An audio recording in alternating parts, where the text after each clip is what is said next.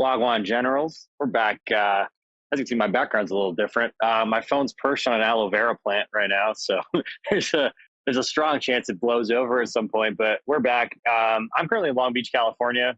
Kieran somehow made it home, but as most of you know, Air Canada has a strike right now, and there's a lot of airline issues. So I was planning on being here anyways, but I'm currently in Long Beach, California. But we wanted to get Shift Gear out to you guys as soon as we could because my boy over there on the other side of the mic had a fantastic run at Worlds. Kieran, tell me how you feeling, man. I know that it sucks to bubble out at 8, but what are you feeling? Yeah, I mean, it might sound bad, but I guess I'm like unsatisfied. But no, I had a good weekend overall, like a great time. I mean, Worlds is like obviously like the highlight of my year almost every year, right? It's such a fun weekend. Still a great run for me. I think I didn't expect a great finish this year, to be honest. I wasn't super confident or anything. So honestly, it was kind of crazy that I was even like one game away from top 8. But yeah, good weekend. Really tough time getting home. Thanks to Air Canada not paying their employees properly. Mhm. So yeah, I took a red eye to Cleveland. I was in Cleveland for 6 hours this morning. So not a Sounds like not, fun, dude. yeah, no, not a fun time, bro. You know that one Yeah, tweet where it's like, I'm not in a good place right now, and then someone's like, oh, mentally? It's yeah. like, no, Ohio. That's how I felt this morning. Oh God, how could Ohio be that much worse than Anaheim, California, though? yeah, I mean, Anaheim, I don't go, know, man. It's not the worst place in the world. Like, it feels safe. Like Pokemon does a good job of that. But like, there's just nothing to do, yeah. Well, I mean, there's right? Disneyland there, but yeah, if you're not going to Disneyland, felt a little sparse. The Certainly. the venue was good. I mean, the arena was sick, which we'll talk about. But yeah, like the actual city is like it's just like classic like American city, bro. Like 3 lanes for cars. Like walking everywhere takes forever. Everything closes at Yeah. 12. Uh, but the weather was very good. I will give them that. Cali weather is undefeated. Uh, so Yeah, dude. It's I mean, everywhere does close at 12. All the Pokemon players in the world are at that bar, that sports bar, the cave or whatever, that like ghetto ass bar. Oh, that place sucked. But like Anaheim as a whole wasn't too bad. Like you said, the weather was really good. Clouds don't exist here apparently, so the UV was like super high and just killing people. But as an overall, like Worlds was all right. It wasn't Hawaii, it wasn't Japan, but we knew that coming in, and it is what it is. And I do apologize if you hear this like really loud dump truck behind me. I'm in the middle of nowhere, but yeah. So nice and bustling of a worlds. But we have a lot to talk about in terms of yep. like content, like stuff that happened. Maybe calling out some of our viewers. We got a lot to talk about. But I was hoping we'd start with your run. Maybe you could take us through it like real quick. Talk about your deck, what kind of landed you wanted, and any regrets you may have, and et cetera, et cetera. Yeah, I mean, I played like the most vanilla Gholdengo deck maybe in the whole tournament. I mean, I saw Yeah, some other lists that are pretty similar to mine. I think actually some of the other Canadians, like Landon and Trevor, played a list similar to mine independently. So I guess we're all on the same wavelength. So yeah, I mean, going into the tournament, I mean, it's weird for me like preparing for tournaments now because I play like an obscene amount of Pokemon. I probably play like 40, 50, 60 hours a week. But a lot of that is spent helping like all the people I work with prepare. So a lot of times, like when I do my own preparation, like I don't have a lot of time to like test crazy stuff. Uh, so I mean, going into Worlds, I felt like there was 2 decks I felt really comfortable playing, either Grimmsnarl or Gholdengo. I mean, Grimmsnarl is the deck like it's my favorite deck. It still is. I'm very good at playing it, but I just didn't feel it was very well positioned. I just didn't think its Gholdengo matchup was good. I think it can be a bit inconsistent at times, right? So it's like I didn't feel super great about bringing that. Gholdengo was a deck I just like identified just from playing so much Pokemon that like it's the best deck. It's unlimited damage cap. It's very consistent. It's the best deck, the best draw engine, right? Like Genesect DX is a crazy card. Mhm. So I mean, like when in doubt, it's like just play a good deck and play good Pokemon. And I did both of those things this weekend. I think in terms of my list, like I played a lot of games with the Scissor build, and I just kind of came to the conclusion that like Scissor is like okay. It's kind of slow in mirror, like to like get it set up and like do a one prize board with it. It's very good against Raging Bolt, but the other matchups, I feel like a lot of them, like you either don't need it or like people can play around it. So I ended up going with Baby Dango as like my, I guess, mirror tech. I also thought like Cornerstone would just like randomly be in some decks, and like Baby Dango's a lot better at dealing with Cornerstone, because if people kind of go for this like lone Cornerstone strat, you can just go double Baby Dango. Obviously against the full dedicated Cornerstone deck that doesn't work, but against just like people trying to go with like a cheese strat, it works. And then also if you play against Mirror, like if you get a Baby Dango with a single prize board, you pretty much just win on the spot if it's your first prize. So I mean, to kind of like make that more likely, I played one copy of Ultra Ball on my deck, so you can Arvin for Ultra Ball. You get Gholdengo, Baby Dango, which I did multiple times during the tournament. And then otherwise, like with all the space I saved by not playing like something like a Scissor, or as we'll get to some of the crazy Dango builds we saw this weekend, I was just playing like high counts of all my cards. I played triple Cypher, I played double Levincia, double Turo, the full 4 copies of Boss. I basically just put a bunch of good cards in my deck that are just good regardless of the matchup. I think the third Cypher and double Levincia were definitely motivated a bit by like Poltnor. I don't know. If you Cypher like before the turn the Iono, like you should never lose the game. Like their line is literally going like Countercatcher, Genesect, Jamming Tower. Like if you literally just Cypher Levincia SCR on top of your deck, like the game is over for them. So whenever I play against Dragapult, I always try and just like Cypher chain. I go like Cypher, like maybe draw one of the cards, leave another Cypher on top for next turn, play the next Cypher, and like keep doing that. So I really like Cypher Maniac. So yeah, very straightforward. Honestly, probably my list wasn't the best until a lot of the mirrors that I played against this weekend that I still managed to win, because I didn't have as much spice. But my deck set up pretty much every round I played. And I feel like I played really like some of the best I've played in a really long time. A lot of my games I feel like I definitely won because I played better than my opponent, even with such a linear deck. So yeah, it was just good deck for me. When in doubt, like I'm saying, play a good deck, play good cards. And that's kind of what I did here. So Oh yeah, no, dude, you had a great run. It was awesome to see you go on that run. It really felt bad at the end. You're one turn off, but it's one of those things, dude. Like that's why you're 5th top 32. Eventually, you break through, and when it happens, it'll feel that much better, man. Yeah, that's my 4th one. So yeah, my matchups were also super strange, if I'm being honest, on the first day especially. So I remember like round 1, I'm playing against this guy from Argentina, and he flips over a Chansey, and I already know that Cornerstone's coming. So I'm like, bro, like, why am I playing against this like round 1 of Worlds, right? So like, I mean, like game 1, like he gets his Cornerstone set up, and I'm like, all right, like let me go for my Baby Dango, and like, okay, I'm like, next turn I'm ready to knock this thing out, and the guy's like, oh, I'm gonna play Cook. I'm like, bro, why is Cook in this deck? So for people who are listening who don't know what it is, it's literally just heal 70 damage from one of your Pokemon. So I got cooked by Cook in that first game. The second game, I'm able to like knock out the Cornerstone after 3 attacks, and that was enough to win that one. And then the third game, on his first turn, he plays Nest Ball, and I saw a Chansey come down instead of a Cornerstone, and I was like, all right, is it in the prize cards? And then he like ended his turn. I'm like, all right, like this game's over. Like no Cornerstone. Like, yeah, like so I got very lucky to win that one. I think it was winnable, like even with the Cornerstone. Like I won the second game, but it was definitely very difficult. So that was a good start. I played against the Grimmsnarl round 2. I mean, it's a pretty easy matchup. One thing I will say that I did, I think was good. The second game, like we started game 2 with like 25 minutes. I went like Monkey Pass in my active, and he got like double Frostlass, like TM Evo. I like immediately just scooped, and I'm like, all right, we're going to the third one. So there's like enough time to play. Even though I probably could have maybe come back, but I'm like, there's no point in wasting and playing a bad position, starting game 3 with like 12 minutes left or something. I hit Aiden Cuse in round 3, great player, he's a friend. We had a good match. Both of us kind of drew kind of awkwardly. I mean, I used both my Turos, I think, both games. Like there was some like passing from my side, strategic passing. It was actually a really good set. But I mean, like, just a good matchup. And then, so I started 3-0, which felt good. And then I kind of lost 2. I lost to Mateus, who made top cut with his crazy Zoroark Cornerstone deck.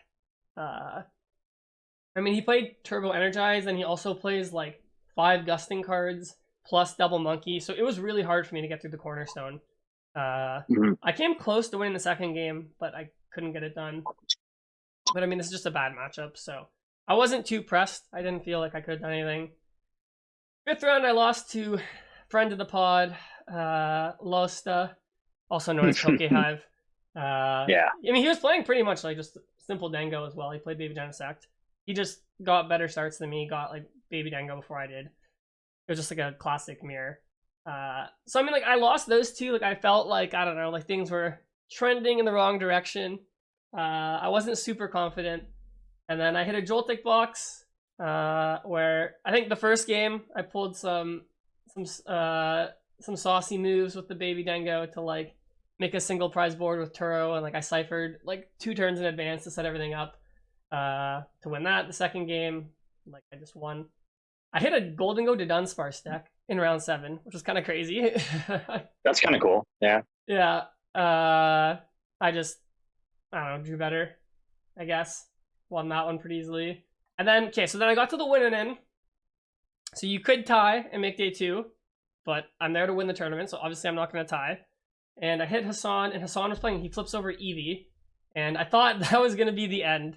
And I got smashed game 1. And then the second game, I got the Baby Dango single prize board, so I won that one. And the third game was like weird, like he discarded Briar turn 1, and then I had a huge whiff on one of my turns of taking 2 prizes, and then he whiffed on one of his turns.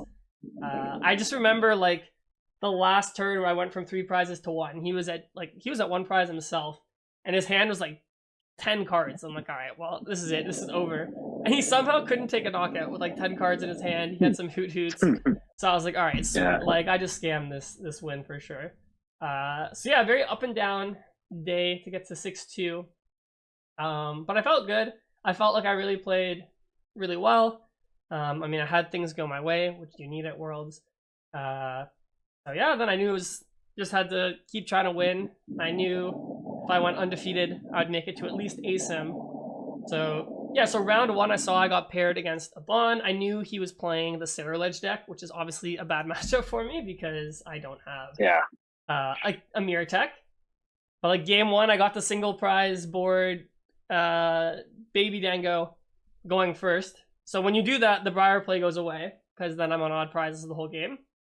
The second game, he got his Briar. And the third game, like we just had a normal game, and then I was just waiting for him to play Briar to win the game. And he just shakes his head and he's like, oh, Sarah Ledge's prize. So then I scanned that one, which is hype. Because it's kind of because okay, you have to prize, they have to prize either Chart Cadet, Sarah Ledge, or the Briar, and it has to be in the top 3 prizes because you get to take 3 prizes for attack. So that was a lucky one. I mean, I did prize my Baby Dango. You're scamming more than Timu out here, bro. You're like selling fake dreams. To be fair, I prized my Baby Dango. I prized my Baby Dango game 3. Otherwise, it wouldn't have come down to that. But yes, I am scamming a lot of wins. And I scammed another one in the next one. So then I hit Caleb Rogerson, who was playing the Chansey Dango deck, which we'll talk about later. I really like this deck. I mean, the first game, like, he's just not getting, like, the setup he needs. I guess maybe, like, my consistency diff. That might be the diff. And then the second game, like, it's just a normal game, and he does his, like, redeemable ticket combo at the very end. And he puts 2 Chanseys in the prizes. And he takes 2 prizes when he's at 3 prizes, and he gets the 2 Chanseys out, and he flips for both of them. Tails. And I was like, nice. Scammer. I scammed another win. Dude, and he had like 1 leg. That bro didn't have a right tibia. Bro, it was scamming like poor guy. We had like so like when I got paired against him, like the head judge, like Bobby comes up to me and he's like, oh, like just so you know, like you guys can literally play wherever you want in this one section. So this is one section, no one's playing games except us, and we just get to have our own private section. So it was very nice. That is lit. That is lit. Caleb's a very nice kid, so it was a nice set.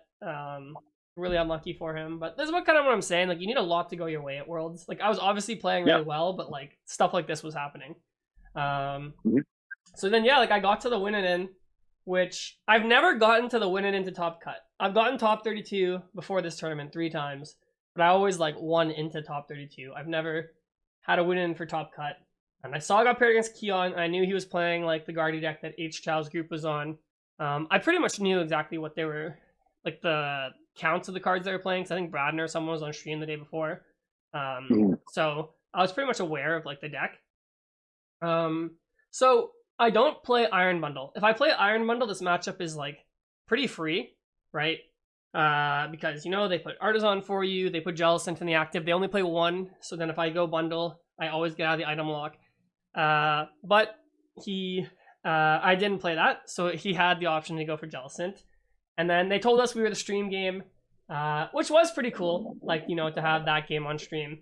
I will say I've played on stream a lot of times. Like, this is probably like the most pressure I've ever felt playing a match on stream. For those of you who've never been to Worlds, like when you go to regionals, there's maybe like, I don't know, 5 rows of like 10 chairs, and it's not even filled with people watching. Like when you go to Worlds, like the stream area is massive. I could see everyone there like cheering me on.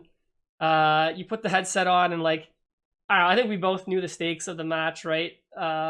So definitely the heart was pounding on that one. I have so many screenshots of you looking stressed. I took so many receipts just to use at later time for memes. Like there's one of you just doing this. And I thought it was like the funniest thing in the world. I'll show you later. Whenever I need blackmail, it's all there from your stream match. Yeah, I mean, I almost got a DPL. Luckily, the judge, she bailed me out. She caught me right before it was irreversible. And then, like, what's it called? I definitely feel like we both played, like, I played way slower than I normally do, because I think, like, when I'm on stream, I'm, like, super cognizant of the fact that, like, I'm on stream, like, everyone's watching, like, the pressure of it. And the first game was crazy. Like, I drew really, really poorly for, like, the first, like, 3 turns, and then, like, he prized his Screamtail, and I think he prized, like, Triple Vessel, and, like, it came down to me needing to, like, top deck a boss off of, like, I had a million draws. I had, like, Fez and, like, triple coin bonus, but, like, I didn't see boss until I think my, like, last or second last coin bonus. And it's, like, that was, like, one of the best feelings ever, top decking the boss. And then the second game, it was so sad, because, like, he, like, he had 1 turn left, and I just had to stop him from taking a prize, and I would win 1-0. And, like, he took a knockout, and I had coin bonus, and I had Fez, and he Iona'd me to, like, 2 or something. Or maybe I think 3, and then like I had 3 bosses left in like maybe like an 18 card deck if you don't include the Iona cards at the bottom. And if I drew boss, I just boss his Fez. He can't retreat and Screamtail me. So I mean, I coin bonus, no boss. I Fez, no boss, and I knew like there's no way he doesn't have Screamtail charm. So it felt like in the moment I knew, I'm like, damn, I didn't get there. And it sucked too, because like we couldn't really gentlemen's, because like like time got called at the end of game 2, so there wasn't even a board for us to gentlemen's on in game 3. The judges were like, we'll give you guys 2 minutes to talk, but please don't say anything, they'll get you guys disqualified. So then it's like, okay, well, like like there's not a fair resolution for us, right? Because we both won a game. So yeah, I mean, it was definitely crushing to be that close. I mean, I talked to some people after. They're like, oh, you could have definitely just, like, stalled out that game, probably. Because I think when we started, there was, like, 16, 15 minutes. But, you know, like, I've talked about before, like, I want to win on my own terms, right? When I get the big win, I need it to feel earned for myself. So, yeah, I mean, like, I don't really have any regrets of how that went. I haven't watched back the match yet, so, like, I'll have to go back and see if I could have played any differently. But yeah, it just really sucked. Like, I've had a lot of bad losses before. I mean, I guess this wasn't a loss, but it basically was. Like, it was, like, I guess the tie knocked me out. I think it hurt a lot because I've played Worlds so many times. I think anyone who's played Worlds a lot of times can relate to this, is, like, it's such a difficult tournament in terms of, like, you have to play really well, but a lot of things have to go your way, right? To even have a chance to play for a win in for top cut, right? There's just so many great players who have never even made top cut at Worlds, even been in the position to get there, right? So I mean, I know I'm capable of like making it back to that spot. It's just like I don't know when I'll get that chance again. So yeah, I definitely was like devastated. Like I'm sure I'll still think about it for a long time until I eventually make top cut at Worlds. I feel it's funny. Like I feel like I was more heartbroken about my Toronto Top Cup match than I was about this one, but it was definitely a heartbreaker. Yeah, and like I think also for you, the circumstances are really different, right? Like you're playing against Kieran, a guy you know, and you're like 1 turn away, right? Yeah. Like that feels pretty bad, and you know in the back of your mind, like had this game not been on stream, you probably would have been able to make a gentleman's of some sort, and this wouldn't have happened. So like that part sucks. But if it makes you feel any better, I was watching the whole game, and you would have had to play like insanely slow for it to have made a difference. So you did the right thing. You played it through. You got a lot of honor for that. But probably wouldn't have made a difference if you played a little bit slower. So hopefully that at least makes you feel a little bit better. Yeah, I mean, but it sucks, like, not getting a chance to play top cut or just make top 8. I think Of if I made course. top 8, I would have hit the Zard player, so that would have been hard. But I mean, like, I was already high rolling, like, a lot of my rounds, so. Because if I would have been able to win top 8, it would have been, like, Guardy into Pult, right? Or Pult into Guardy, depending which side of the bracket I was on, which are both, like, favorite matchups. So, like Piper, for example, I think, like, if she didn't prize 3 gaming goal, she probably would have won Worlds. But that's just how Pokemon goes, so. No, it was a great run overall. It's just frustrating because, like, that's my 4th time getting top 32. I know people listening are probably like, wow, this guy's so ungrateful. I'd love top 32 at Worlds. Like, I understand it's a great achievement. It's just, my goal or my dream is to win the World Championship. So I don't think it sounds like that at all. I think everyone realizes that you get to a certain point where the standard is no longer the standard, right? Yeah. You're just at that point. You want to win Worlds now. It's cool. Yep. It's fine. It's good to have ambition. And if anyone listening to this doesn't have that ambition, you got to get that ambition. It's all good. Yeah. So, but still a great run. I think it caps off my first year of doing Pokemon as, professionally, like, as I guess in my career. And it's been a great season overall, right? I mean, I got 3 top cuts, capping it off with this, a season I can't complain about for sure. So, for sure. Yeah, definitely good season. And I guess just motivation, to come back even stronger next year. I think I'm definitely more motivated for the season now, for sure. And did you go to the arena, Aneil, on Sunday? I did not. No, it was really busy, and I decided I would not be partaking in that. But it looks really cool. Yeah, I just remember, like, I was just, like, sitting there, like, watching, like, the people walk out for the finals, and I was just like, damn, like, that needs to be me one day. Like, next year at the Chase Center, I'm like, man, Chase Center. That killed me. The whole Chase Center thing is so funny, bro. Like, I can't think of it's got like double the capacity, right? Yeah, it's like 20,000 something. Yeah. It's like a serious arena, man. Just seeing like Pokemon players walk out of the Chase Center is gonna be the funniest thing I've ever seen in my life. I'm so excited. Yeah, but I mean, I have to give Pokemon, like, the events team, like, crazy props. Like, that arena was insane. Like, the effects they had on the LED floor, like, bro, someone would play like an Artisan, they would change it to Artisan. Like, they had for Unite, they had like the health bars, the live health bars. I didn't stay for VGC, but I saw, like, when someone used Trick Room, like, the floor like changed into it, or the terrains. The production value was, like, insane this year at Worlds for sure. So that was really cool, the arena. I hope every year now for Worlds, it seems like that's what they're gonna do. We're gonna be in an arena on Sunday, which is awesome. So yeah, definitely feels like the bar has been raised by themselves. Like, the whole, like, Worlds itself was pretty good. Like, there's a lot of stuff to do. There's a scavenger hunt. There's a pin. Like, my girlfriend comes with me every year for Worlds, and she's normally pretty bored. And this year she was like running around and gathering pins and stuff. Like, they had a lot of stuff for just the spectators to do, which I can really appreciate. And like, there was like a freaking Build-A-Bear workshop. There was like all sorts of stuff. So I think they're just getting better and better at this. And this is the first year back in like the continental United States in a long time. So I'm sure they expected all the numbers, but it did feel really busy. Yeah, I mean, they have, and they announced at the end of Worlds, Pokemon XP. Yes. So it looks like going forward.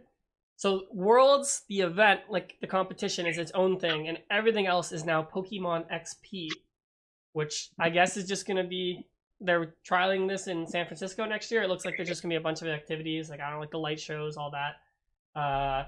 And it's interesting, you can register next month in September. They're doing like selling passes a year in advance. They're pretty expensive, actually.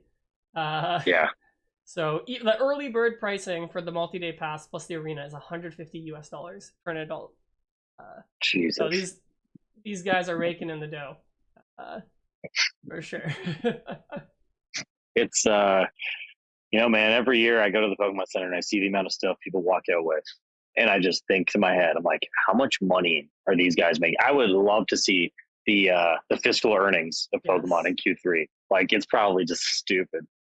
Yeah, I mean, we can talk about the Pokemon Center too. Like, I think that was probably the low light for them this weekend. And I mean, it's honestly inexcusable how poorly it's managed every year, because they can't say they didn't expect this. It happens every year.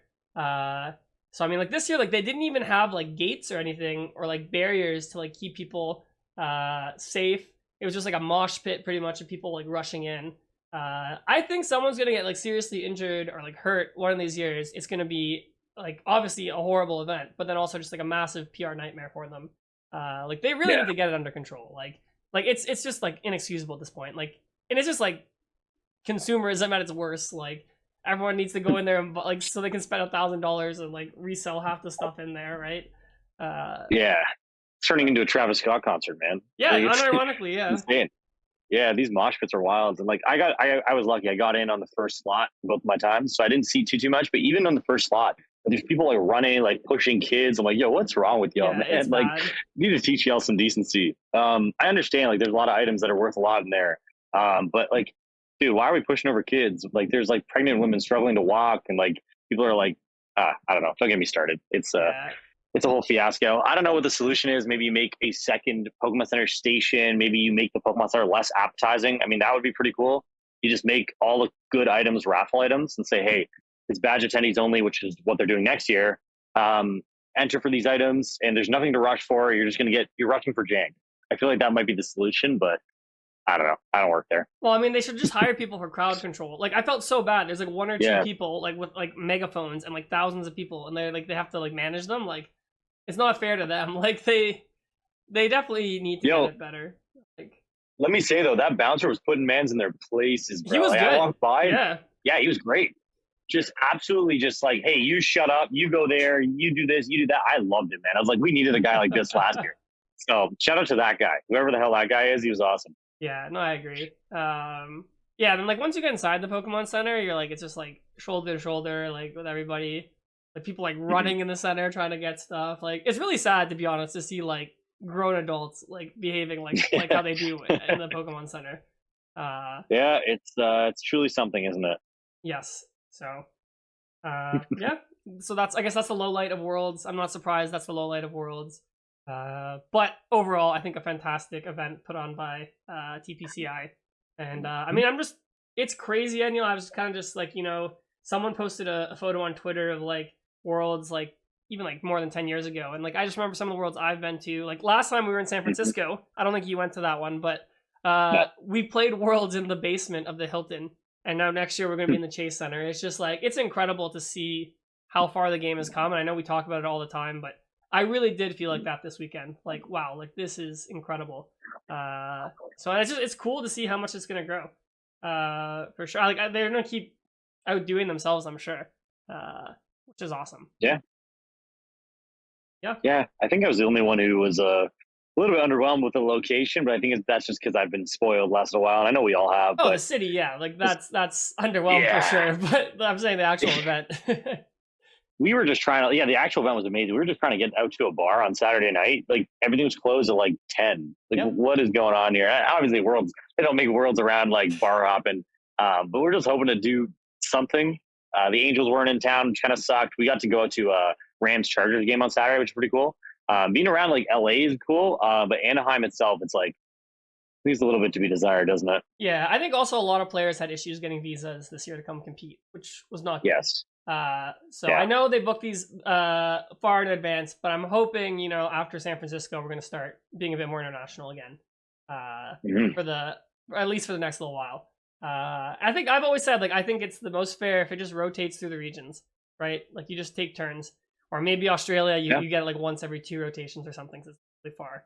But I think that would be great. I mean, just seeing there doing the Chase Center, Neil, how cool would it be if one day it's in Toronto, you can win Worlds at the Scotiabank Arena.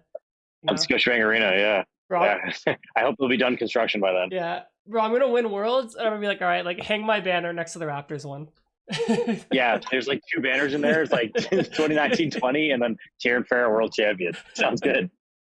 Bro, they got to do it for me, bro. I need to get the Raptors as a sponsor, right? So when I go on stream, I can wear my clothes. Next to the 14 Leafs championships. We got space up there. Yes, from the 60s. It was actually the 20s, but all right. 20s, my bad, bro. I was trying to make you look better. 20s to the 60s. Back when like the hockey players were also dentists. Yes. Back in the day. And all right, not even plumbers, dentists. All right. Dentists. All right. So, let's go back to actually analyzing how the weekend went. Let's talk about your run real quick. So you went with Flareon. I think that was a deck you were kind of hyping up a little bit last time we did a pod. So walk us through your deck selection process and your run. So this was the first time, and like you talk about like going to Worlds so many times and having a different standard for yourself. This is the first time I played a genuinely difficult deck to Worlds. And I apologize. I know I sound terrible. So I've been trying not to talk this entire time. You're going to hear me ramble for a bit here. This deck was good. There was a guy in our tier list video that said we were meta manipulating by putting Flareon at the top. Um, I played this as a message to that guy. So shout out to whoever that person is. I don't know their username, but whoever that is, they motivated me to do this. And I have absolutely no regrets. I think the deck is incredible. I think the deck is still in a good position to do well at Pittsburgh. People were kind of paying attention to it towards the end, like Azul streaming it and stuff helped a lot. But as for my deck selection alone, like I have the Pidgeot in there. You see the 101 Pidgeot, very like kind of unique build of Flareon. I didn't play Sylveon. Just kind of focus on like just rushing my opponent, just using Carnelian and streaming attacks. And Pidgeot helped a lot with that late game stuff. I know you're mentioning like Hassan had an issue like putting together a KO on you with his final hand of 10 cards. Like I found that was happening a lot with like the normal build. So the 101 Pidgeot's really good. You prize it 1 in 4 games. You'll live with that. And the deck felt amazing. Like if Worlds was tomorrow, I would probably play the same deck. And I had a good time. We've talked about this a lot, how like Pokemon is a game of inches. Like people always say like hockey's a game of inches, where like hockey's like, okay, you have 40 shots on net, you'd be lucky to score 3. Pokemon's kind of the same way. Like it is a game of inches. And I was kind of the victim of a little bit of bad variance, I think, at Worlds. I was also the victim, or I was also the beneficiary of some good variance, which is going to happen. But I just didn't run as hot as I needed to. This deck has only so much you can control. You're going to break sometimes, right? With this deck, especially like your combo deck, there's a lot that needs to kind of go your way. But I had some questionable behavior, some questionable playing against me in round 7. I was playing some fella, and I don't want to dive too much into it, but there was definitely some sketchy stuff going on, and I wasn't thrilled about that, and that ended up knocking me out of the tournament, which sucked. But I know everyone's going to ask for details. So what would happen is I would cut the deck, give it back to the person. He'd put down 3 cards as if he was going to put out his hand, and then put them back, and then cut and draw from a different part of the deck. And the first time this happened, it was fast. I was like, okay, whatever, like just coincidence. Then it happened in game 2, and I was like, okay, this is kind of weird now. They did it again in game 3, and in game 3, I saw him kind of like inspect the cards a little bit before doing it. Then I was like, oh hell no! I was like, yo, Judge, help! And obviously, as soon as I called Judge, I knew what was going to happen. He was going to say, hey, we can't replicate this. We can't prove this. Let's get this guy to shuffle his deck. Let's just have a Judge watch for the rest of the time. But there was something weird going on, and all the starts were God starts, and it was Raging Bolt against Flareon, a matchup where I need kind of all the help I can get. Like it's a tempo matchup, and every time he's starting Fan Rotom, I'm like, okay, man. Like I think in hindsight, I wish I asked for a deck check there on my opponent. But yeah, so that ended my run, which kind of sucked. But this deck was difficult. I wanted to play it to prove that I could play it well and prove that I could play a hard deck, and I think I did that. I had a great time. I am still a firm believer that I had the best Flareon list in the tournament. I know the results don't say that, but I think the deck was really strong. And I also had a situation around in a round. I'm not going to say which round, where I was a little bit too nice, and I had a combo play to win the game. I was Pidgeotting for a Night Stretcher to get a Flareon, which would put a Terra on the board. Then I was going to Noctowl with that Terra to get my remaining 2 cards to win the game.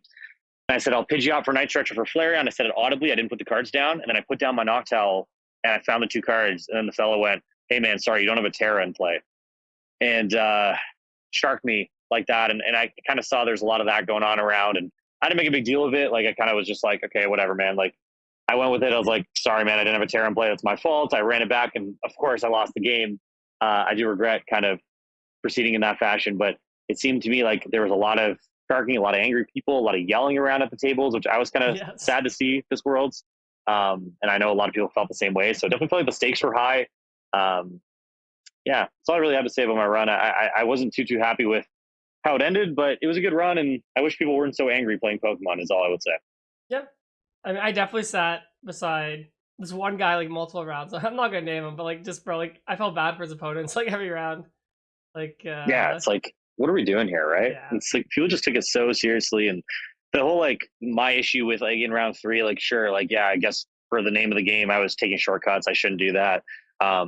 But we're all good enough the game to understand what's going on, and I think rule sharking has a time and place, and I guess that is the place at Worlds to go and shark and get any win that you can. And it kind of just disappointed me because I would never do that to someone else. So maybe being nice is not the way to go about it, but I'm not going to change my ways. And I think that is what it is. And every round I sat down, I think I looked around and there was at least one argument happening, which is really disappointing. And I don't know, hopefully Pittsburgh turns a page and kind of refreshes all of that, and hopefully people aren't so mad anymore. Yeah, I mean, I think that's just how it is, right? This is a competition.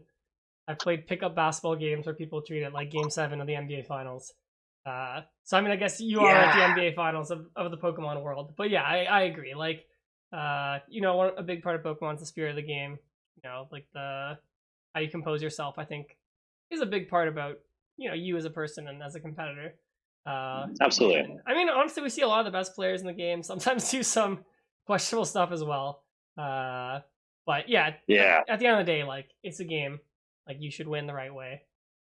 You know what, too? Like, I think what kind of set my standard was previous worlds, like the last 3 worlds after COVID. It's like there's a lot more like happy to be there guys. A lot more people that were like, "Oh, I'm just happy to be here." Like they're playing, having fun while playing, whatever. I saw none of that this world's. Whether that's the byproduct of like top 125 toxicity, worlds being a lot harder to get into, and people having to resort to different things, and maybe resort to kind of not being the nicest person anymore to chase wins during the year in order to get here. Like I don't know what it was, but definitely felt like the "I'm happy to be here" crowd was not there this weekend, and like there's a lot of like just sweaty, angry people, and not gonna lie, it put a sour taste in my mouth. Coming Yep. out of Worlds is like, if this is what Pokemon's like I don't really want to play Pokemon. Obviously, I will continue to play Pokemon, and I understand this is not the majority of players, but I know a lot of guys who had a similar experience this weekend, and weren't happy about it. So I do hope that we as a community can find our happiness again, because that was kind of miserable. Yeah, and I mean, like, everyone at Worlds, like I'm very serious about Worlds. Like, I'm there to like sweat, I guess, and win. But like at the same time, like I'm enjoying, playing as my opponent. You match the vibe. My opponent's a more quiet person. I'm like, all right, let's have a quiet match. But like, yeah, uh, I don't think I luckily for me this year, I didn't have any like matches like that. I think all my opponents were very nice. I had a good time with everyone I played with. It was Yeah, great. that's Yeah. awesome. Cool. All right, we went over our runs, Neil. We haven't actually talked about what actually happened in the tournament. So, I mean, to no one's surprise, Gardevoir EX ended up winning. Riley McKay from Canada, shout out Canada. You love to see it. Just crazy 2 tournament runs, second NIC wins Worlds.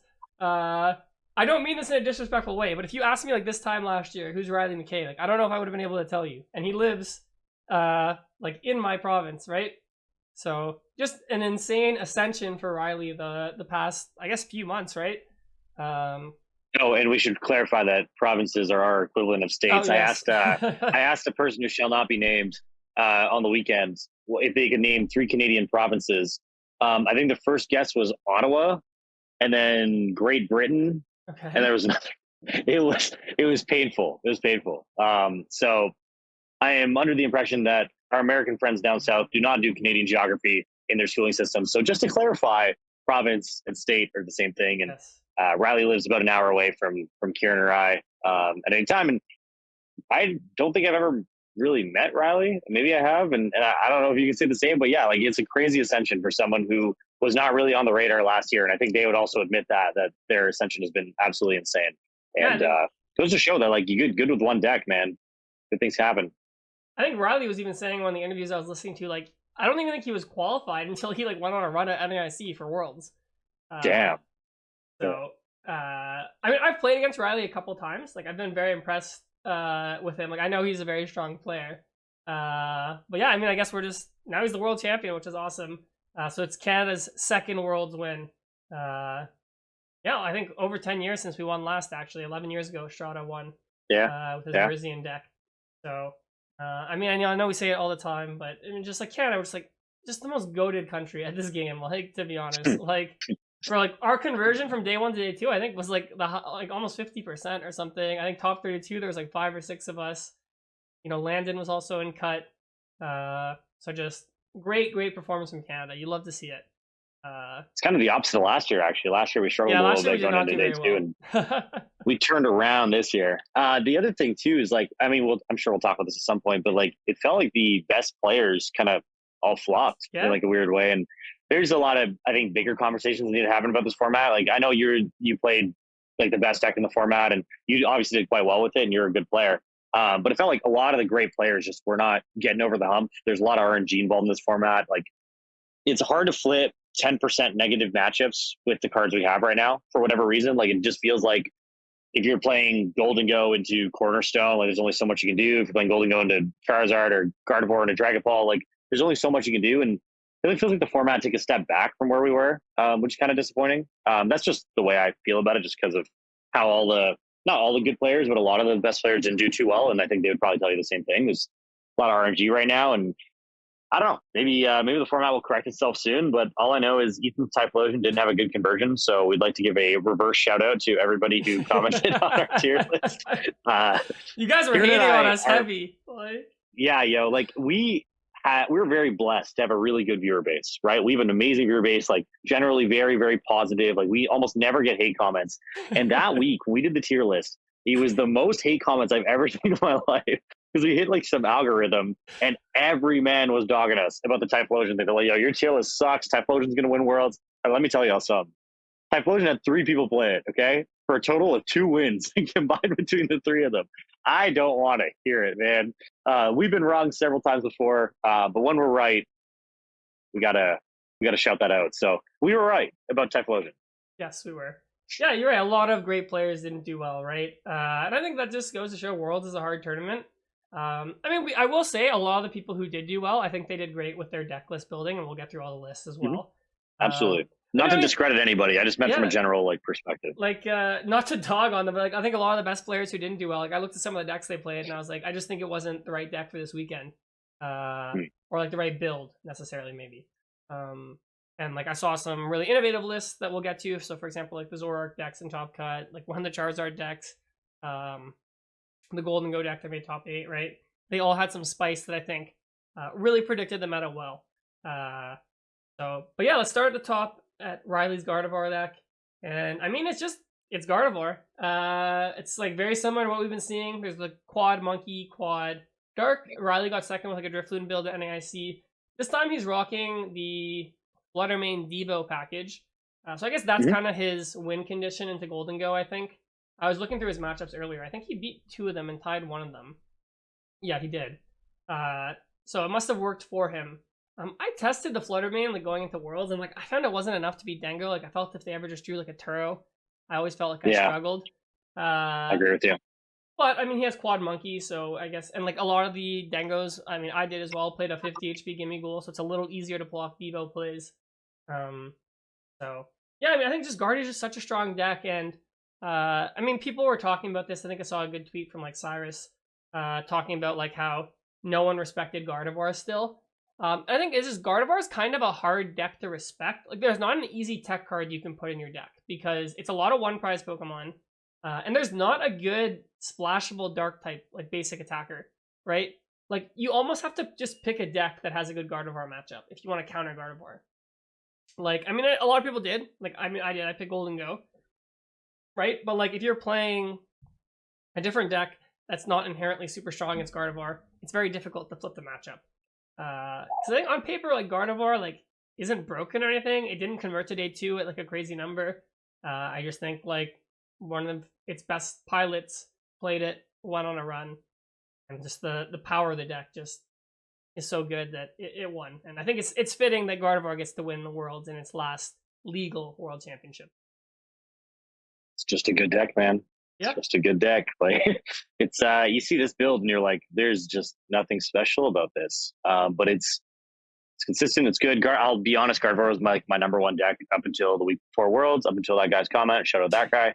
And I was testing something similar. I came to similar results as you. Like Fluttermane was not enough, I found. Maybe that's player diff. I don't know. I also wasn't playing 4 Monkey, 4 Dark, so that probably helps a lot. And like I do some math in my head after seeing this list do well, and I guess the 4 Monkey, 4 Dark does actually help a lot into Gholdengo, because you have a lot of freedom in where you attach your energies, and you're pretty confident they're always going to go for the 2 prize route. So, I mean, seems pretty good. I don't see. Obviously, I think if Riley hits like 6 Dengos, we have a different story here. But beating 2 and tying 1 is still a really good conversion rate. Like, yeah, like there's we know how easily, especially in this format, we can kind of cheese wins. I'm not suggesting he did, but definitely I think if the sample size was a little bit bigger, I don't know how that would have went. So Fluttermane didn't feel like enough to me, but I guess it was just enough to get him over the line. And at the end of the day, it didn't matter. His top cut run involved 0 Gholdengo, so chilling.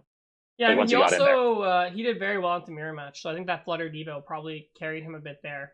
I know he played Bradner on stream, so I mean I didn't watch that game yet, but I'm sure that probably helped him against the Jellicent. So yeah, I mean, a great run.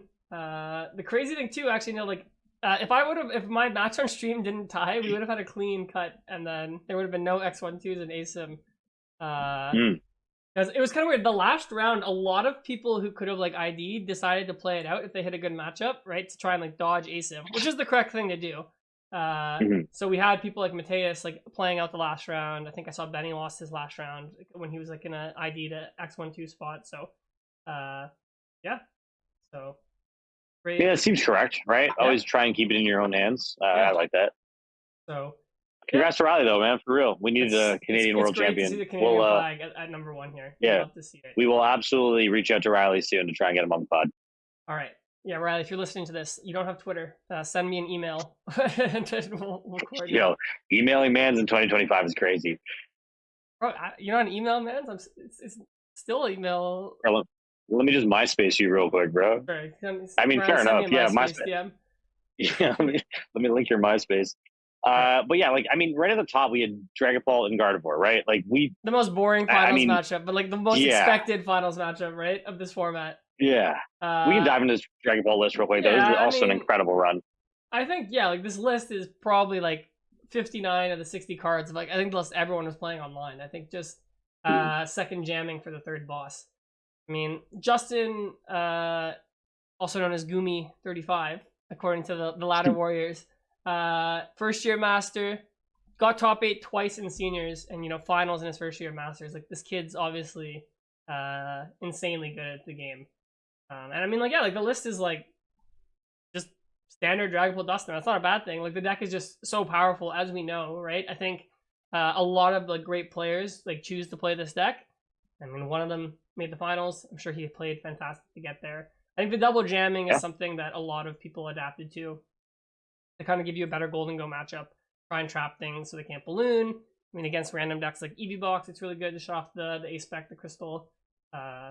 Yeah, I mean, I don't have a lot to say about this. It's just like, it's Dragapult Dusknoir. He played really well, made the final. I think you summed it up quite well. It is Dragapult Dusknoir indeed.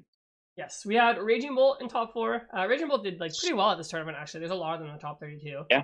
I think the way people were building their Dengo list, like I think Bolt was favored the way the field was building Dengo.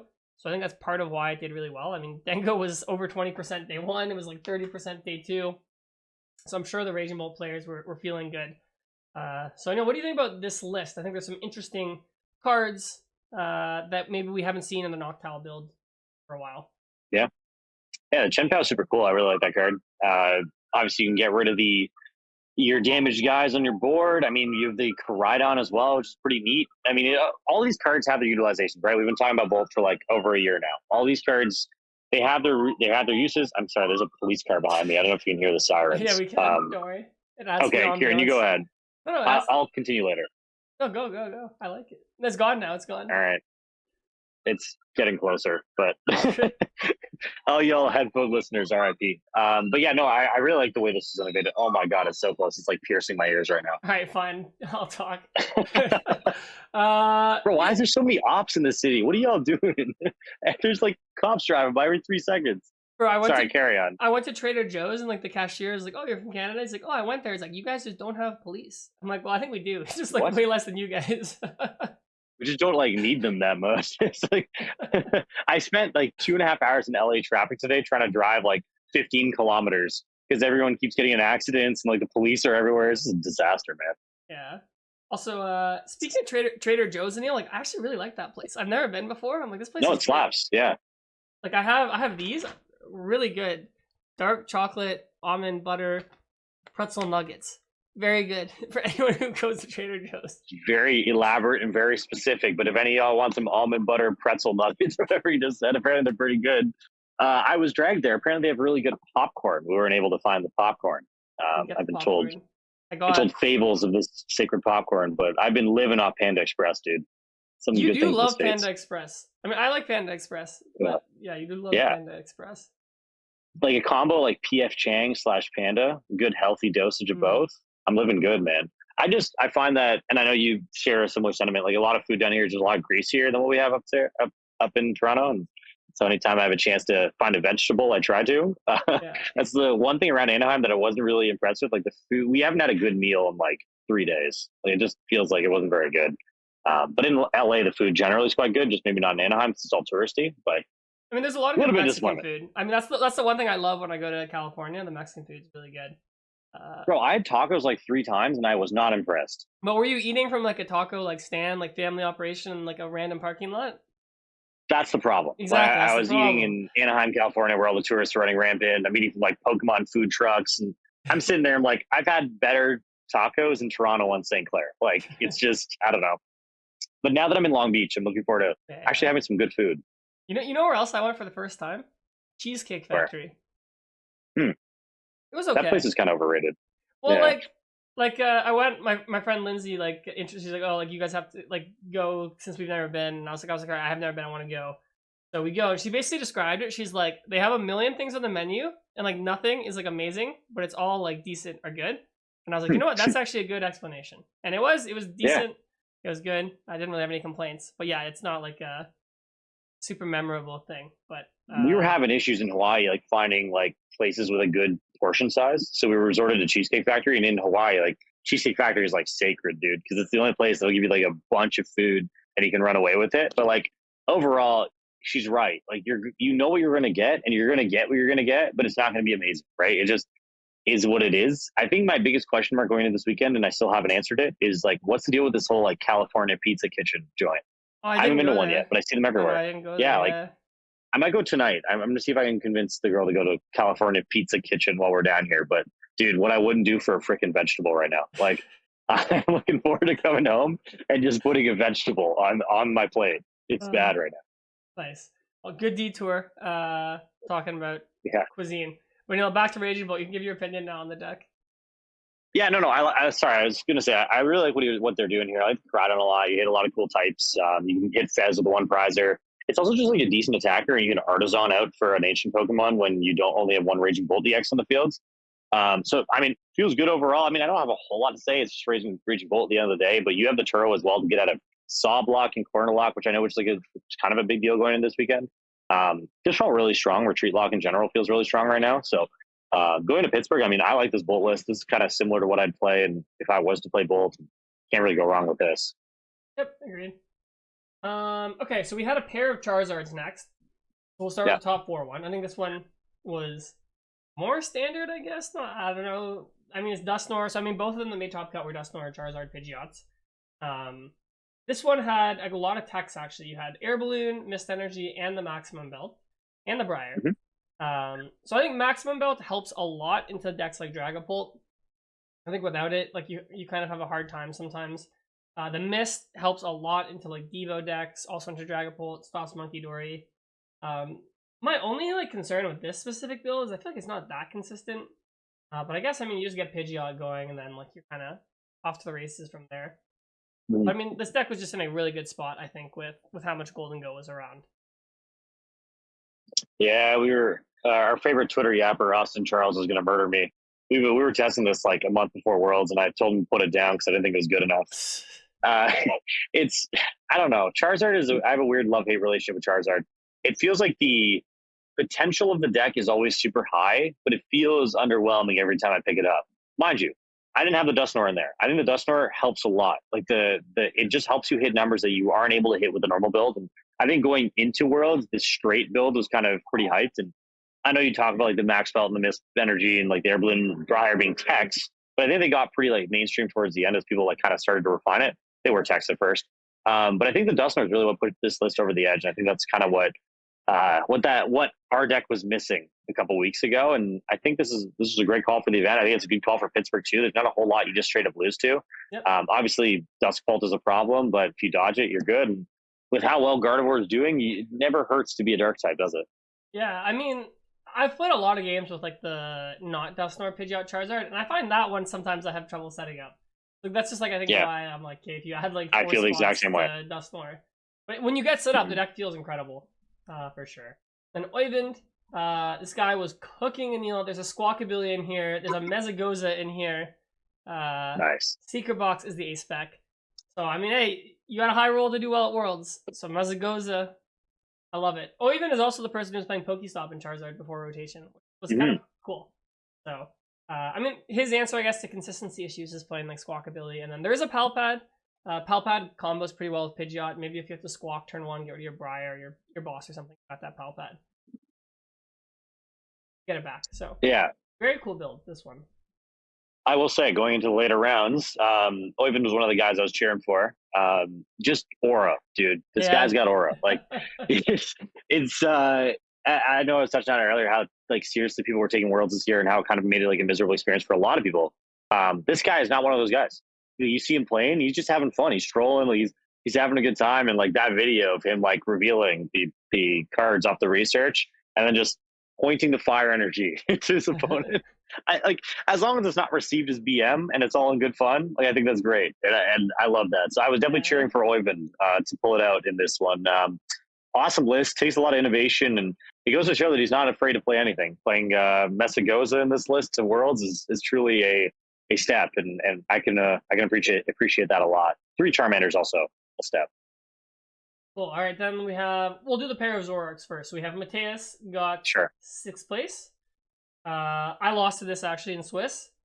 So his answer to Gholdengo is playing Turbo Energize and Cornerstone, and then playing a bunch of Gust. So if your opponent plays Baby Dango, you just like give 3 boss, double CC, and a Palpad.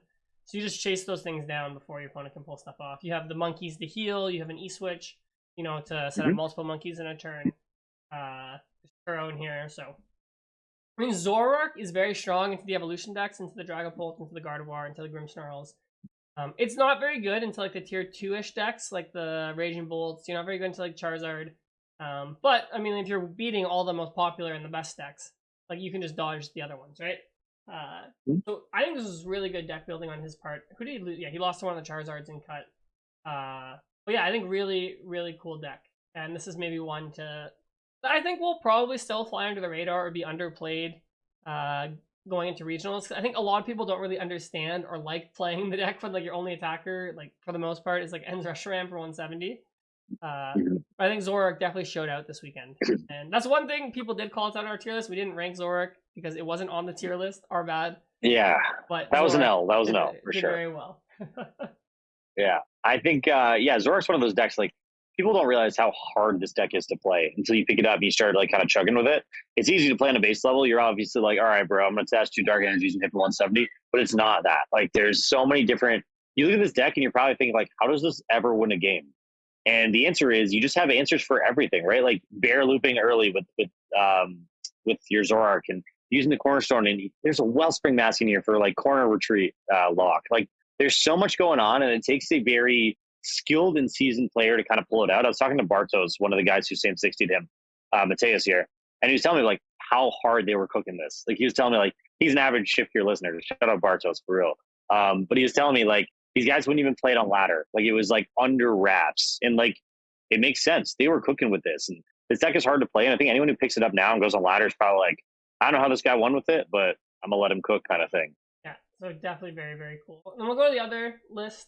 Marco Cifuentes, brother of last year's world champion, played this list along with some Brazilian players. Gabriel Fernandez got second as well. It's Zoroark, but their answer instead of Cornerstone was playing a 2-1 Toad Scroll line. Then they played a little mini poison package with the Binding Mochi. Binding Mochi lets the Zoroark hit 210. So that's enough to knock out Ogrepons. That's enough to knock out Pheasantipodes, right? And then you kind of have the Blood Moon for the late game or the Pecharunt EX. To take that. So, Aneil, did you ever expect Janine's Secret Art to be in top cut of the World Championship?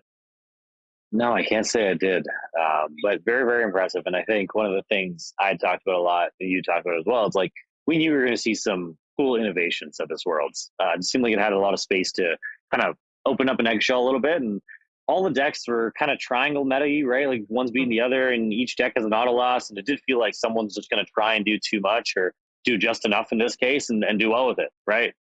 So these dark decks, super innovative. A lot of cool stuff came out of this Worlds. This is definitely one of them. Yeah, agreed. So this is definitely another cool deck. I need to try more.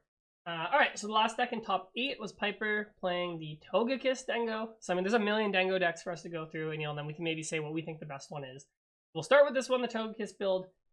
So one thing Gholdengo kind of has as a weakness is like it mainly relies on a 2-prize attacker. So if you take a 1-prize knockout and your opponent takes 2, they're on the 2/2/2 map and you can't really fix it. The Togekiss, like let's say you set it up before your first knockout, you get like 3 flips to flip 1 heads to fix your prize map. So it's like 7 out of 8 chance, so like 87.5%, right? Even if you set up later, you know, 75%, whatever. So in mirror, this is really good. It lets you take the first prize and not worry as much. Togekiss is also a soft Crustle counter, and I saw Piper beat 2 Crustles. So maybe that helped her there. So yeah, just a cool build there. Trying to like fix some of the issues Gholdengo has. Also in the mirror match, this and like a lot of matchups are super slow, so you have time to set up Togekiss as well. Yeah, and your opponent's probably not gonna boss Togepi. They probably want to knock out your Gholdengo, right? Or if they knock Togekiss, it like messes up their prize map. So job either way. Very very cool innovation.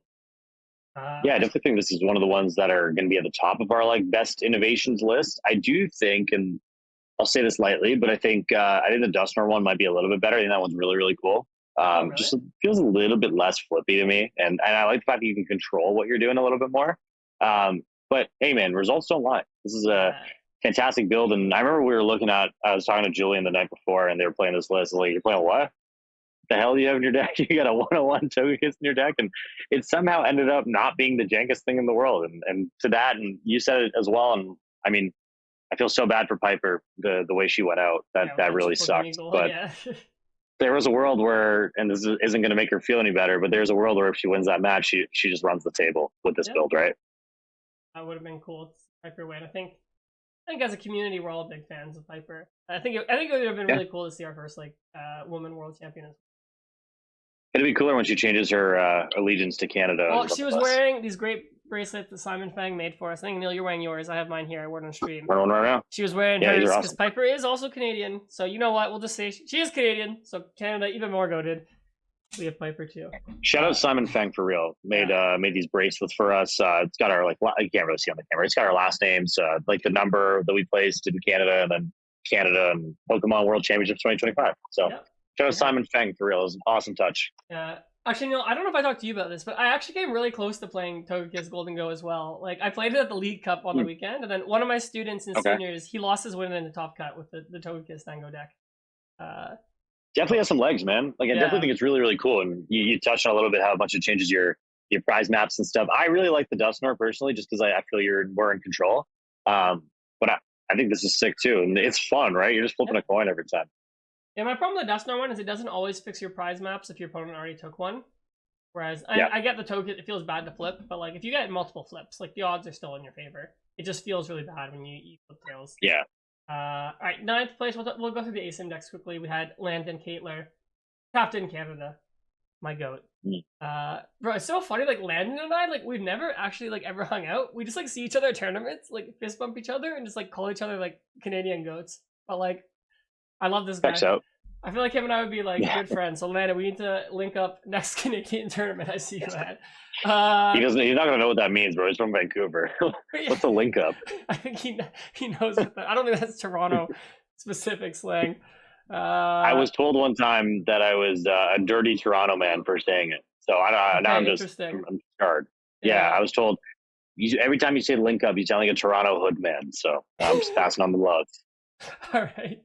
Well, I mean, his list was actually like very close to mine. He has the Iron Bundle in here, Picnic Basket. I didn't have those. I think Bundle is a great card. I really like Iron Bundle, but I found with like Jealous and Gardevoir going way down in play, I think that was like a cut I made, but he kept it. I mean, even not in that matchup, it's just a solid card. Right? I think Picnic Basket targets Grim. It's like good against Guardy too, but Grim kind of flopped, and we'll talk about that a bit as well. So maybe I can take note going forward. But yeah, I just played a consistent list. I mean, looks like hit pretty decent matchups. I guess lost to a Crustle, and he beat a Ho Armors. That's pretty cool. Fell to the Zoroark and ASIM. Shout out Landon. We had another Pult Dusknoir in top cut. I mean, it looks literally like the most standard list. I'm gonna gloss over that one. What was the last Gholdengo cut? A Scizor one. I have another Ciaran behind me. Nice. Yeah, when we had the scissor build, this list was kind of crazy. Double picnic basket. I don't think we need double picnic basket, and there was double Brock scouting in this list with no Turo. So I guess Nice. instead of Turo for healing, you just run double picnic basket. I mean, that does hard counter if you go up against any Grim decks. Against Guardy, it actually does mess up their like monkey math, I guess. I don't know. Turo's just such a good card, but definitely the most double unique, basket's crazy. or not the most unique build, I guess, in Cup, but a very interesting build. But for sure. And the Brock scouting as well, like just really respecting that item lock. I guess you get Badoo or something. Very anti-Dragapult list, I guess, as well. So yeah, that was our top cut. We had other cool decks to highlight in top 16. We'll maybe go over the seniors results, but there was a Gholdengo Joltik box in top 16. That deck obviously won seniors. There was a Ho-Oh box that got top 32. This is pretty sick. I thought this list was really cool, you know, playing 4 Carmine and then adding the Monkey Dory EX as your Guardy counter. And then you have the Pekkarunt, so you can make Monkey Dory cost 1. You put the Legacy Aneil, you can turn an EX Pokemon into a 0 prizer. This just didn't seem like a World Championships kind of deck, but my hat's off, man. That's dope. I love seeing these cool decks as well. Bro. So look, took out Henry Chow. He actually started 6-0. Which is crazy. So this is sick. Shout out to Nathan Spry from Australia. And then 31st, we had Alex Szymanski with Terrabox. I think definitely a deck that was picking up a little bit of hype, I think, going to Worlds. I mean, we've gone through all these lists. I don't think I've seen Shaman once, Aneil. No. So Wellspring definitely very strong, I think, in the current format. I mean, I think a lot of the evolution decks don't play Shaman, so you can really put some pressure on them that way. I still think this deck probably struggles a bit into Poltnor. I just think Iono in the late game, they all play Jamming Tower now, is like very hard to overcome. But I mean, I think this probably, you know, Pikachu's a very strong attacker into Gholdengo. You've got the Wellspring to kind of like punish single prize boards. So I definitely think this is a deck that's underplayed and probably underrated. I don't expect it to go up and play a lot, but definitely a very cool deck to see in top 32. It was definitely a good call. Like my Wellspring was taking bodies, bro. Even in my deck, like where it's not great to Sparkling Crystal and start Wellspringing all over the place, it was taking bodies, man. Like it's one of those weird meta calls where like next week it could be complete garbage, but right now in this moment, Wellspring is a very, very good card. And that was kind of like what you touched on was kind of the issue with this deck. Like your late game kind of sucks, your Iono and stuff. And that's kind of why I opted to play the Pidgeot in my build of Eevee, which I found it helped a lot. Maybe you're not playing Pidgeot in here, but maybe there's like some innovations you can make to kind of make this better. Because I think this deck has a lot of potential. I think there's a lot of untapped potential on Terra Box right now. Yeah, no, I agree. There's a Leaf I just in here. haven't put in the time to. Cool. Yeah, I haven't put in the time to figure it out yet. Yeah, but I definitely think there's stuff we can do here. That's the thing with Pokemon. There's like so many ideas to explore. There's just like not enough time to try them all. I know. Cooked up some cool stuff. All right, and the next thing I wanted to ask you. So we had the highest place in Grimmsnarl was 41st. Aaron Curry. So my question for you, Neil, is why do you think Grimmsnarl flopped at this event? What are your thoughts? Because the Shift Here podcast put it in B tier and got yelled at. I think it's a good reason. Sure. Yeah, I think what you touched on it a bit earlier. Like Grimm's Gholdengo matchup just sucks, and I understand there's stuff you can do to try and make it better. But the deck itself just didn't feel great going into the Worlds. I think we all kind of came to that conclusion, and a lot of people were off it. Like not a whole lot of people played it either, right? Yeah. I think that's part of the reason as well. So I don't have a whole lot else to say about that. I just think what you said was correct with Gholdengo. Yeah, I think the meta is very fast as well. If we shift to like a very evolution focused meta, I think it'll go back to being a very strong deck. I mean, there's things you can do to tech for Dengo. You can play like the single prize Evil Tall to spread damage. I do think we'll see Picnic Basket come out of a lot of decks that were playing it, right? Just because Grimmsnarl flopped a little bit. Like I don't think it's like bad necessarily. I just think it's like probably like relegated to tier 2 instead of like tier 1. I think a lot of people are saying 4 Worlds. I guess my other question for you, Neil, is I think we all knew Gholdengo was going to be the most popular deck. Were you surprised by how much it was the popular deck? Or the most popular deck? Yeah, I was for sure. Seeing that 20-something% was insane. I think one thing I failed to consider, especially when I know we keep referencing this damn tier list video, but when we were making that, I kind of failed to consider that it's Worlds and everything is just magnified like crazy when it comes to deck percentages. Like the best deck is always magnified by a lot. Like I think Drago had like what 27% or something last Worlds. I think it was similar to Gholdengo. Yeah, same thing. Oh, was it? Okay, yeah. And day 2 So it might like have I been don't know. 27. Like yeah, how Gholdengo was like almost 30 this year. Yeah, that's part of the reason why I was kind of shocked by this number. I also just think it's a great deck, though. Like we touched on it in that video, like it's a simple deck. Obviously, it has a high skill ceiling when you need it to. But yeah, 20-something% is, I can't even see my screen because it's resting on an aloe vera plant, but it says 20-something%. I assume 22.5 day 1, and then day 2 it converted really well, even with all the hate. It went up to basically 30% day 2. unreal, man, unreal. Goes to show, Worlds is such a different tournament, and like it just, you just have to play in one Worlds and you'll realize exactly what we're talking about. It is just truly a different mode of playing Pokemon. This is just one example of that.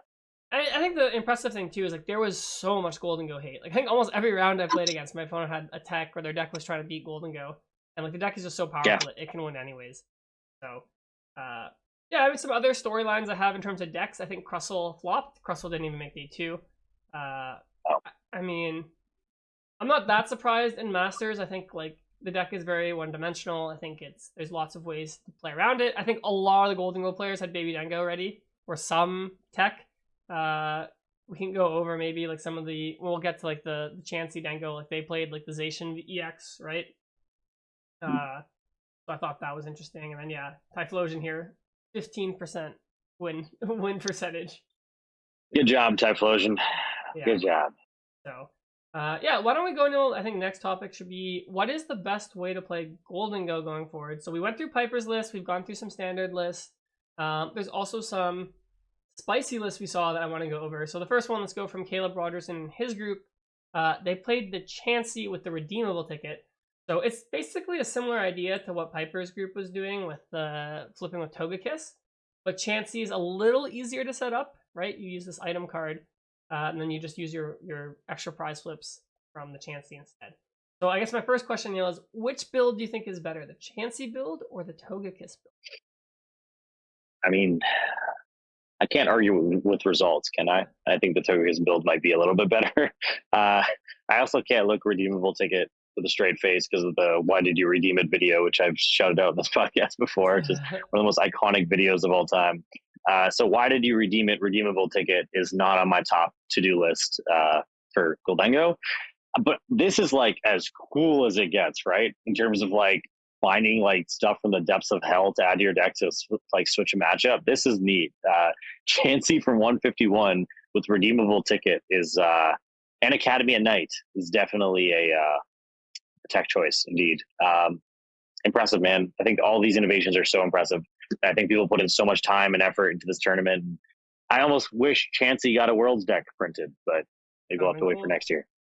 Yeah, I actually kind of like this better than Togekiss, I think. I think in terms of the amount of flips you're going to get, I think it's pretty similar. In terms of the amount of effort to set it up, it's pretty similar, but like the problem with the Togekiss build is like if your Togepi like gets knocked out, it's kind of hard. Or like if you couldn't get it set up early enough, like you might only get one flip by the time you set it up. This, like almost every game, you can probably find a turn to get this set up. Or if you just like prize a Chansey normally, you could just hit it off the prize, I guess. So I don't know. I think this is definitely a build to keep your eye on going forward for Gholdengo. I think it's very strong. And another build we saw that people tried to innovate a little bit, I think Ciaran and his group played it, is the Ceruledge. So I think this version like hard counters Mirror with like the Briar Ceruledge combo. It's also, I guess, a cornerstone counter, but I think it's not that useful outside of those two use cases. So I liked it. I thought it was cool. But I think generally when I tech for matchups, I like my techs to be like good against almost as much as they can. So I think this was a cool idea. But I think I'd probably favor the Chansey or the Togekiss. I would agree with you. This is very tunnel focused on beating Gholdengo. And I mean, like it wasn't a terrible idea given how much of the room it was. But yeah, and then I like my techs to do a little bit more than that. the last one I want to show you is, did you see this one, Neil? The Secret Box Dengo. Yeah, this one was cool too. So I guess the idea with this one is if you play Mirror, like if they start Gimme Ghoul, you go Secret Box or Fan Rotom Assault Landing. If they start 2-prizer, well, they start a 2-prizer. And then you play Reverum as your draw engine here because you don't play East Pro, double Levincia. And then it's a little bit better under item lock because you play 6 metals and 5 lightning. So yeah, very, very cool build. I really like this one as well. I thought it was a really cool take how to solve Mirror. So everyone's out here trying to figure out how you beat Mirror, and then I was literally just there, like, playing the most normal list. Sometimes the vanilla's the way, man. Yeah. It is the way. So, yeah, no, any other decks in the Masters division you wanted to highlight that you thought were cool that I maybe didn't go over? No, not really. I admittedly have kind of dissociated from Worlds ever since they finished. Just been exploring California, so I didn't get to see a whole lot, but I did see a few of the cool decks you already highlighted. Like the Ho box was the big one for me, I think. There was nothing else in there that really like dropped my jaw. Obviously, some of the innovations were really, really cool in all of them, and I had to take some time to look through every single deck, but we covered most of it there. I think the cool stuff is out of juniors and seniors we can take a look at as well. Yeah, so we'll go over the senior winning list. So I think this was China's first Worlds, right? So they had a player. Yeah. They didn't do that well in Masters, but in seniors they took it down with Gholdengo Joltik box, a deck that really wasn't on my radar at all going into the weekend, Aneil. But it also got a top 16 in Masters. So what are your thoughts on this list? I was exposed to it from good boy listener Steven Bautista, Mr. Stevie Boy himself. He was playing at Banana Games on the Wednesday prior, and I was kind of surprised at the power level of this deck. Like, it seems so gimmicky, but when it like starts playing, it actually kind of starts to work. And you have the Iron Hands for early and the Gholdengo for late. It all kind of just makes sense and comes together at the end. And I would not be surprised to see this do well going forward now. Like, this was like reminds me of what Joltik Box was when it first came out. Like, kind of like meme-ish territory, and people are like, okay, what is this? And then does well once, and you're like, wait, this is actually pretty good. I give a lot of credibility to this deck, and I think this could actually do pretty well. Yeah, I guess going forward now, like, I think going into Worlds, like, everyone thought, like, the Scizor Dengo was going to be the way everyone played it, and now there's, like, 6 different builds of Dengo that you could be up against. Yeah. Which is just kind of crazy. So, the other thing, did you watch this match, the seniors finals? No, I didn't get to see it. Did you see what happened where the card was flipped up? I did see that. That was crazy. That was a witch hunt. Like, when he went to draw 2, and like, this is superior, he needs to win the game, was this randomly face up as the third card. Like, we had like slow-mo video here. Like, I guess when Gabriel was shuffling, the card got like flipped up. I don't think I've ever seen this before. I guess it happened. No, and like obviously. Go ahead. Yeah. Sorry, go ahead. No, you go ahead. I was gonna say he obviously gains nothing from this, so I didn't like the whole witch hunt and people trying to call him a cheater, but whatever.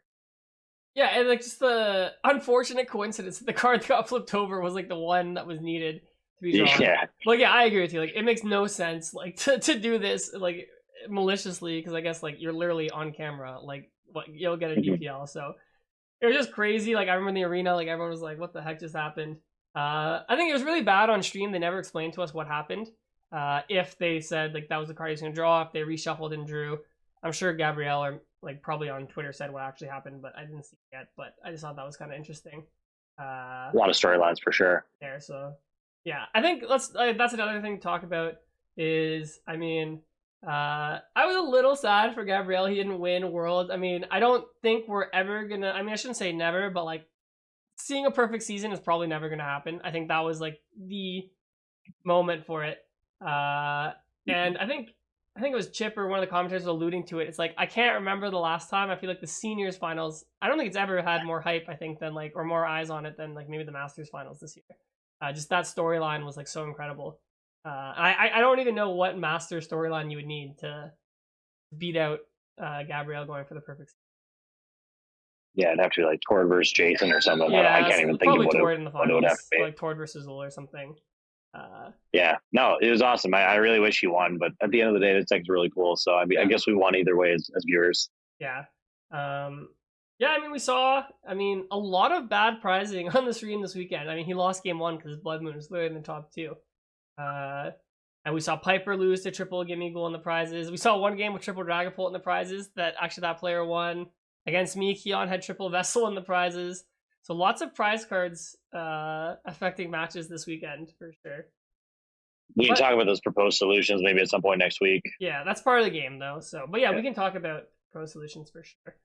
Yeah, I don't think I have anything else crazy deck wise to go over. I think in juniors, like I saw like there was like a Roaring Moon deck that Ansarcia that made top cut. That was kind of hype. Yeah, that's sick. With Legacy, Brave Bengal, Mortys. This is kind of funny. The Japanese kids like cleaned up like they always do in juniors. 11 top cut spots. They took 8 placements. That is wild, man. They're Yes, just built different. they are unironically built different out there. So, yeah, I guess last thing maybe for us to talk about, we had the reveals at the end of Worlds. So for the TCG, what we got was Mega Charizard and Mega Dragonite. Oh, and Oricorio EX. And what were your Yeah. thoughts on this as our TCG, I guess, reveal for Worlds? I normally don't really care too much about this stuff, about the reveals and stuff, but I thought it was pretty cool the way they did it. Like they animated the artwork and stuff. The Gardevoir looked sick. The Lucario looked sick with those alt arts. They were awesome. But this card, I don't know, man. I sound so negative, and I hate to be negative on the pod, man. Like part of our thing is like we want to spread positivity, but I feel like I've been a very negative today. Feels like the game's heading in a very 2018 direction or very 2019 direction, where we just have these big three prizers with like these like beat stick attacks, and it happens from time to time in this game. We've been around long enough to know that every 5 years, 6 years is a cycle of like, okay, we're gonna make the game easier, the game's gonna be harder. And I just feel like we're in such a good place right now that I'm kind of disappointed to see this stuff come out. Obviously, Charizard's a fan favorite, Mega Charizard, but the card itself is not really super interactive. The Oricorio doesn't help either. They're both very kind of base level Pokemon, and you're gonna see a lot of beat stick decks come out and do stuff. I don't know. I was excited that we got new cards. I'm not sure I was super excited with what their effects were. Yeah, Oricorio's ability is actually kind of insane. Like It's nuts. It's insane. I don't know if we've ever seen that ability on a basic. Well, I mean, we have Swim Together has that, I guess, but yeah, it's crazy. I mean, I don't know if the deck will be good, but just this ability is insane if they keep printing good Fire Megas. And then we also got the Dragonite, which honestly, like 330 might not even be enough anymore, I guess, if the Megas all have 360, 370 HP. Yeah, I know I'm in the vast majority in saying that I don't want the format to go back in that direction. But like there are people who love that stuff, right? And I think Pokemon's different strokes for different folks. And this is crazy though. The 370 HP really like made me like drop my jaw a little bit. Like, is this really where we're at now? Like, this is insane. 330, genuinely, you're saying is it like half as a joke, but it is super serious. Like, it might not be enough anymore. Yeah, and then we had 5-band graphics making the alt arts now. So I mean, if how do you feel about this art? To be honest, I don't really like it. Me neither. Yeah, I don't. It looks like very comic-y, right? And like the comic look is good on certain things. I just don't think Charizard is one of those things. yeah. I mean, like, so back when we used to have Megas the first time, in English they put the Mega attack name in Japanese, and in Japan they put it in English. I think the English, like the Japanese card, the English looks so bad, like on these cards. Yeah, it does. Yeah. It Like, looks like yeah, like, what is this, man? What the hell is this? It's actual word art. It's like pick art when you used to make things in elementary school. Yeah, here's an The example. Gardevoir is sick though. Yeah, the Gardevoir is kind of cool. Mega. I guess Symphonia. Yeah. But yeah, we got those. Those are cool. Like those reveals are always hype, and like it definitely takes a lot of like the mystery out of it when you know the next year's location of Worlds. I think that's like a big part they missed out on this year. That part really sucked, and it felt like the closing ceremony kind of dragged on a little bit. But yeah, no, overall, like I think I got to make a dinner reservation 15, so else to wrap it up. But I would give it a quick overall of Worlds and like how it felt. I think Worlds is such a phenomenon, and it's such a spectacle every single year that you're always going to go home from Worlds and have a new perspective on what the game is and what it means to you, right? And I definitely feel that right now too. I did really well last year. I didn't do as well this year, and I have a lot of time to reflect. And I think for myself, it's all about what Worlds is as an experience. And you meet so many people, and it all kind of comes together at Worlds, and you have a good time competing against the best. And it's the one time a year where everyone's kind of just there to have fun, right? You're all like the competition's 1 or 2 days, and once you're done it's all about the activities around Worlds and all the stuff coming together. And I think Pokemon, like you said, did an incredible job of the event value and the production value of what was going on this year. And Scavenger Hunt was really cool. Build-A-Bear was really cool. I have nothing but good things to say about the events team. I think they did a great job. I think the location maybe we can work on a little bit, but such a play. Yeah, agreed. Yeah, so I mean next year San Fran. Last time San Fran like probably had the worst actual venue. It was like a hotel basement, like I'm saying. But this year we're getting upgraded to Convention Center plus Chase Center, so that should be really cool. It's gonna be dope. Yeah. So I think that's all we have for recapping a Spectacular Worlds 2025. I think it's one of our longer episodes actually, so hopefully you guys enjoyed. If you're It's still very long. listening, My phone battery went from 71 to 4 from nice. this So episode. perfect timing here to wrap up. So yeah, we'll catch you guys next week. I mean, the season's already pretty much starting. The regional will start in like 3 weeks, I think, maybe even 2. I don't even remember when they are, but they're starting soon. So we'll start getting ready for next year. The grind never stops. Yeah, I want to give a quick thank you to everyone who watched all the way. I know my mic was terrible. I do apologize. I'll be back to regularly scheduled programming next week. We just wanted to get a shift gear episode out for you guys, even while I was on vacation. The other thing I just wanted to quickly plug is I'm going to be putting out a guide for the Flareon deck. I know a lot of people express a lot of interest in like that Pidgeot and how it works and stuff. So I decided when I get home, I'm going to write something up. I'll put out a quick guide on that Flareon deck. And I think it's still in a really good position to do well at Pittsburgh. And I really wish I could have represented it better. And all that hoopla. But that guide will be out hopefully shortly after I get home. I get home on Friday and I move out on Saturday, so I got to figure that whole thing out. And we'll have a new background for you guys shift gear next week. Kieran, once again, man, congratulations! It's an awesome run. Whether or not how it ended, I know we're all proud of you, the shift gear family, and you did us proud. So we appreciate you. Yes, I definitely appreciate all the support from everyone this weekend. Definitely felt the love. So yeah, it was awesome, and everyone who came up and talked to us, we appreciate you guys, and we'll be back to our fully regularly scheduled programming. No more skipping weeks. We're back to normal. Get you prepped up for Pittsburgh, and for everyone who's been here this whole time, we appreciate y'all. And I guess every year at Worlds, we get a chance to kind of reflect back on how we've grown too. And it's been a year, man. It's been a year. It's been going well. So appreciate y'all for real. All right. Let's wrap it up. I got 3%. Thanks y'all for being here. Peace. Bye.